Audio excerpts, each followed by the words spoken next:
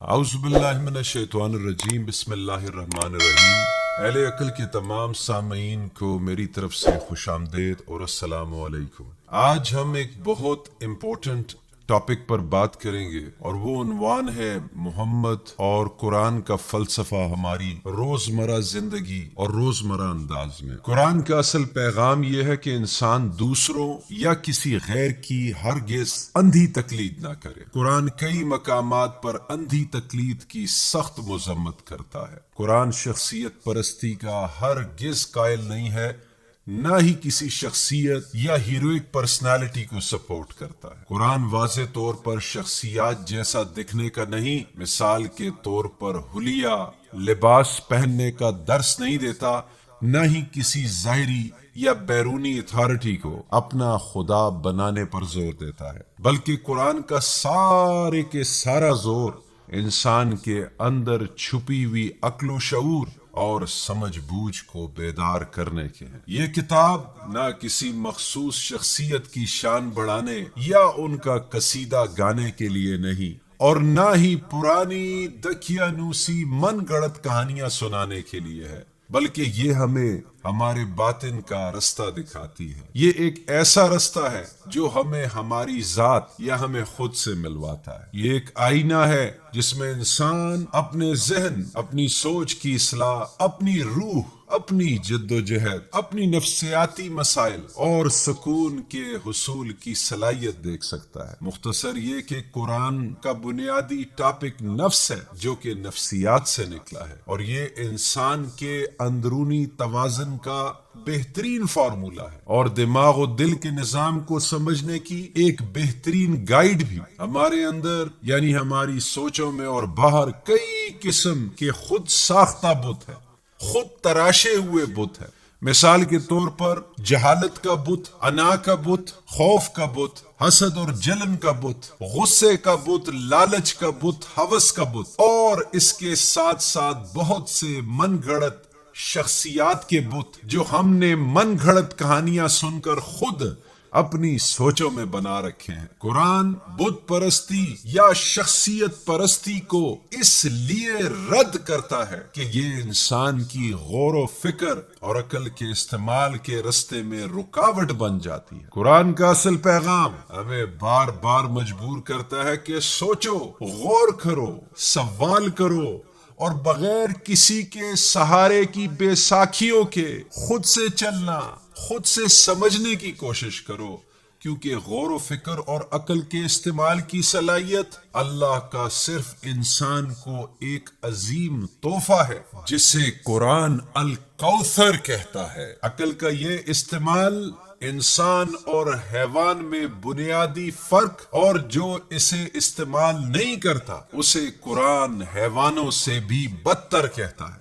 اب ذرا سوچو، ایک ایسی کتاب جو سوچنے کی آزادی اور غور و فکر پر زور دیتی ہے، وہ کیسے تصورات میں کسی اندکھی مقدس ہستی کی اندھی تقلید اور اطاعت کا حکم دے سکتی ہے؟ کسی جسمانی سمبل، شکل یا شخصیت کی صرف پوجا کرنا دراصل اپنے باطن کی خدا داد صلاحیتوں سے بغاوت اور اپنے ضمیر کی آواز کو سننے سے انکار ہے۔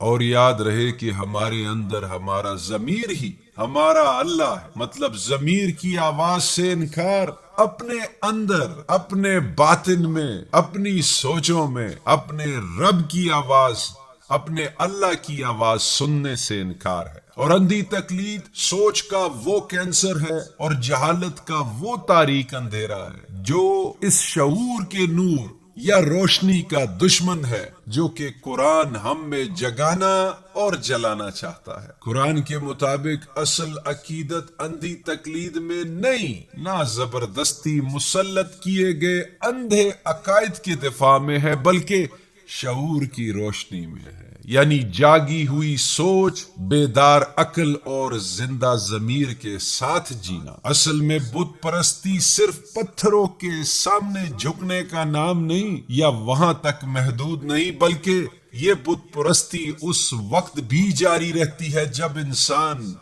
سنی سنائی باتوں پر اندھا دھند یقین کرتا ہے، اپنی عقل کا استعمال نہیں کرتا، غور و فکر سے دور بھاگتا ہے اور اپنے ذہن میں جنم لینے والے سوالات کا گلا گھونٹتا اور غور و فکر کے استعمال کو خود پر حرام کر دیتا ہے۔ ایسا کر کے شرف انسان اوروں کے حوالے کر کے وہ بھیڑ چال چلتا ہے۔ جب ہم کسی شخص، نظریے، ریتی رواج کے اندھے غلام بن جاتے ہیں تو ہمارا دماغ سوچنا سمجھنا چھوڑ دیتا ہے اور بس زبردستی مسلط چیزوں اور رسموں کو بغیر سوچے سمجھے دہرانا شروع کر دیتا ہے۔ اندھی تقلید کا یہ دیمک آہستہ آہستہ سوچنے سمجھنے کی صلاحیت کو چاٹ کر عادت میں بدل دیتا ہے۔ شعور اور بیداری پر جہالت کے کالے بادل چھا جاتے ہیں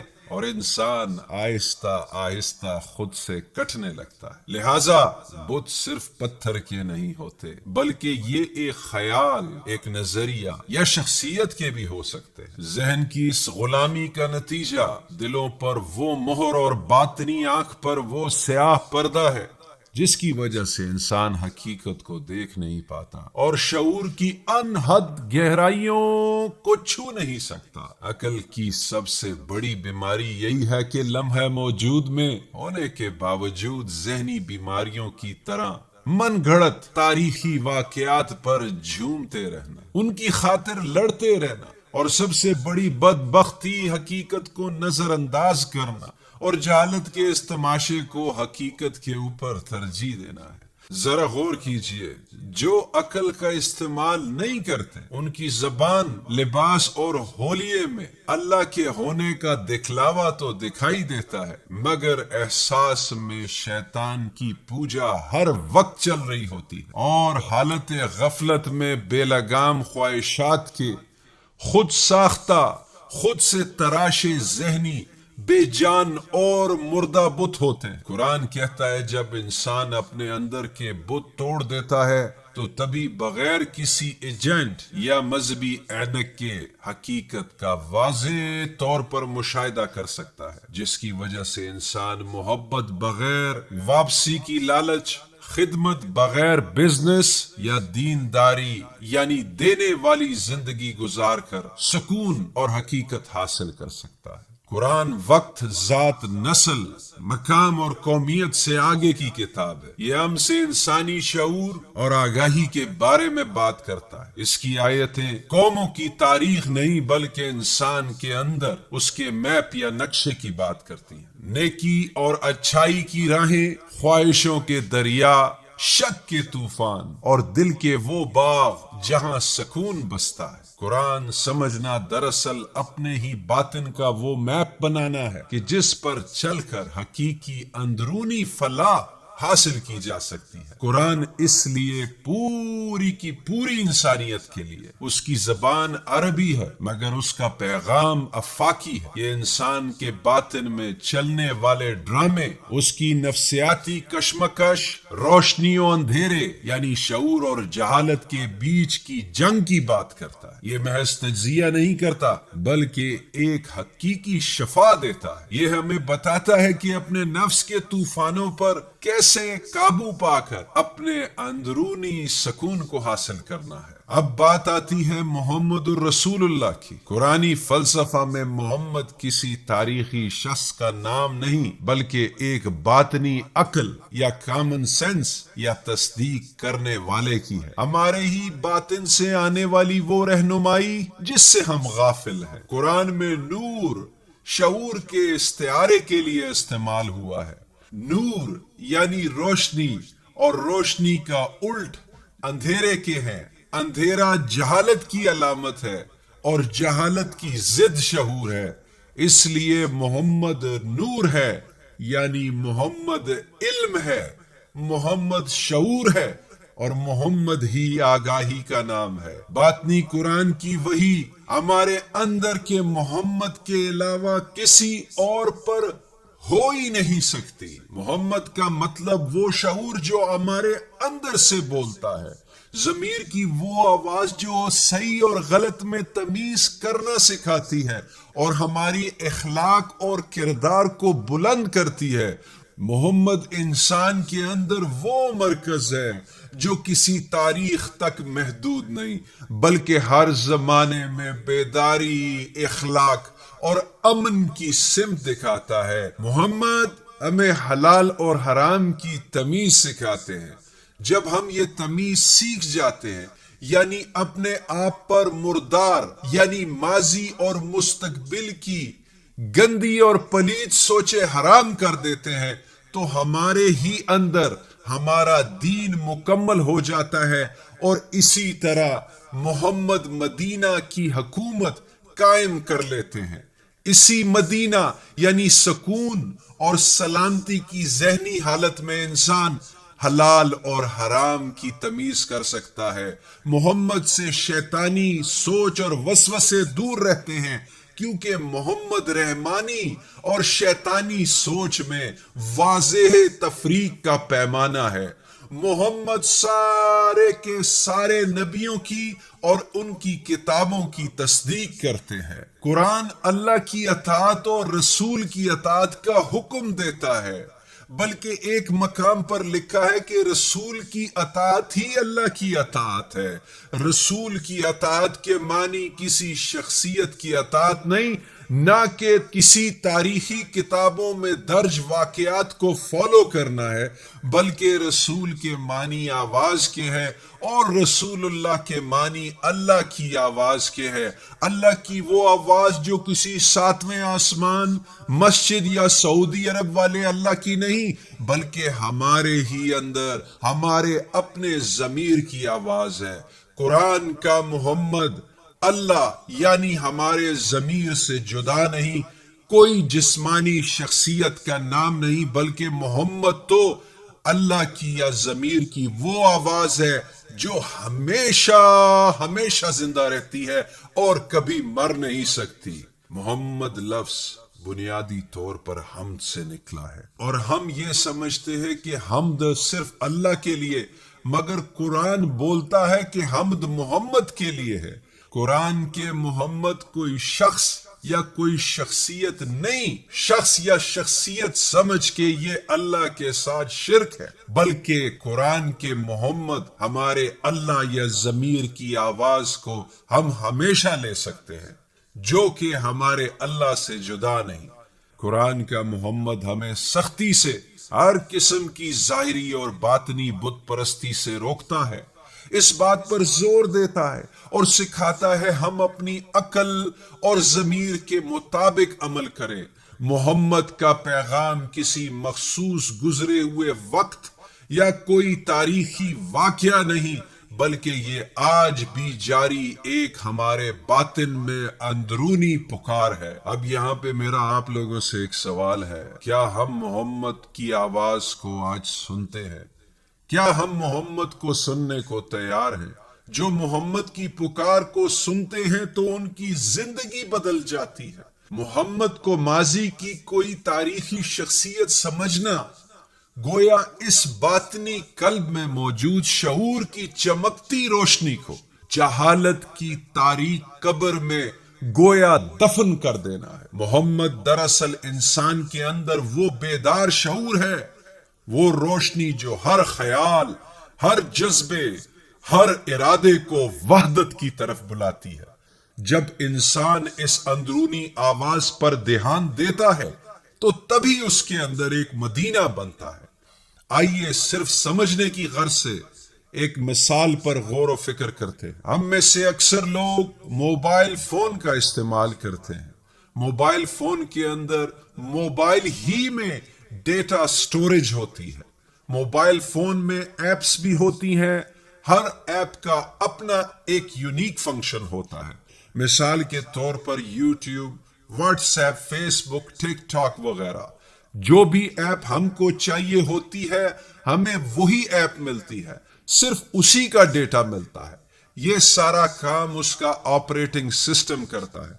آپریٹنگ سسٹم کا کام اسی ایپ کو کھولنا ہے کہ جس کی ہمیں ضرورت ہے، اور کوئی بھی دقت اور وائرس اس سے ہٹانا ہوتا ہے۔ تاکہ یہ آپریشن سموتھلی ہو سکے. اگر ایسا کہا جائے تو غلط نہ ہوگا کہ آپریٹنگ سسٹم ہر ایپ کی تصدیق کرتا ہے، اور وجہ یہ ہوتی ہے کہ ایک سسٹم کو اچھے طریقے سے چلایا جا سکے اور موبائل کے صارف کو کسی قسم کی تکلیف یا پریشانی کا سامنا ہرگز نہ کرنا پڑے. ہمارے باطن میں بھی اسی طرح کا ایک سسٹم یا نظام کام کرتا ہے، جہاں ہمارے باطن میں ایک سٹوریج ہے جہاں پر ہمارا سارے کے سارا ڈیٹا موجود ہے. یہی ہماری الکتاب ہے. اسی کتاب ہی کے اندر دیگر بہت سی کتابیں یا باب ہیں. جیسے موبائل ایپ کی طرح ان کتابوں میں حکمت ہے، اور یوں سمجھ لیں یہ ہمارے اندر کے انبیاء ہیں. ہم جب بھی خود کے ساتھ رابطہ قائم کرتے ہیں تو ہمارے اندر نبیوں کی کتابوں جو کہ ہماری الکتاب میں موجود ہے کی جانب سے ہمیں معلومات یا حکمت آتی ہے.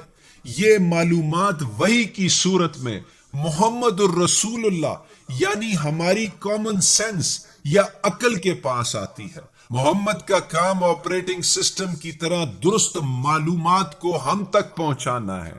محمد اس بات کی تصدیق کرتا ہے یہ آواز رحمان کی طرف سے آ رہی ہے یا شیطان کی جانب سے. اس تصدیق یا مہر لگانے کی وجہ سے قرآن محمد کو خاتم النبیین کہتا ہے. یہاں ایک بات بہت اہم ہے کہ وہی محمد کے سوا کسی اور پر آ ہی نہیں سکتی، کیونکہ محمد کو ہی کتاب سے وحی آتی ہے اور محمد ہی اس کی تصدیق کرتے ہیں.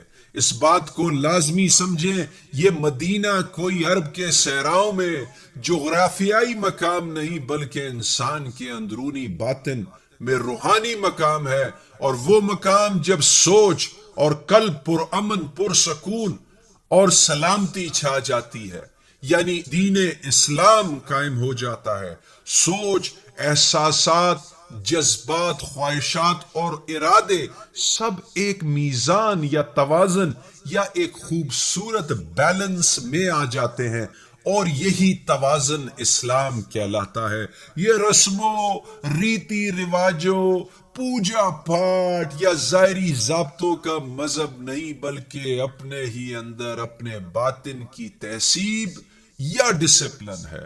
یہ ہمیں درس دیتا ہے کہ محبت کرو، محبت بانٹو، عاجزی اختیار کرو، صلہ رحمی کرو، انا پرستی کی اینک پہن کر دنیا کو مت دیکھو، ایڈجسٹ کرنا، قبول کرنا، جھکنا سیکھو اور خود غرضی چھوڑو اور آگے بڑھو.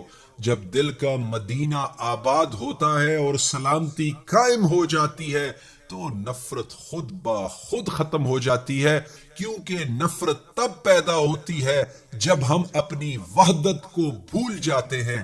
لہذا محمد کو اپنے قلب میں بیدار کرنا ہے، اس یونیورسل اور اس عالمگیر شعور کو جگانا ہے جو کہیں باہر نہیں بلکہ ہم سب میں ہمارے باطن ہی میں موجود ہے. یہ تقلید سے اصلیت کا سفر ہے، تقسیم سے وحدت کا، یقین اور دقیانوسی نہیں بلکہ براہ راست فرسٹ ہینڈ علم کا سفر ہے. اور آخری حج وہ نہیں جس میں صحراؤں کے رستے کسی شہر کی طرف جانا ہوتا ہے، بلکہ آخری حج وہ ہے جو دل کے مدینہ کی طرف جاتا ہے جہاں آج بھی دین واقعی زندہ ہے.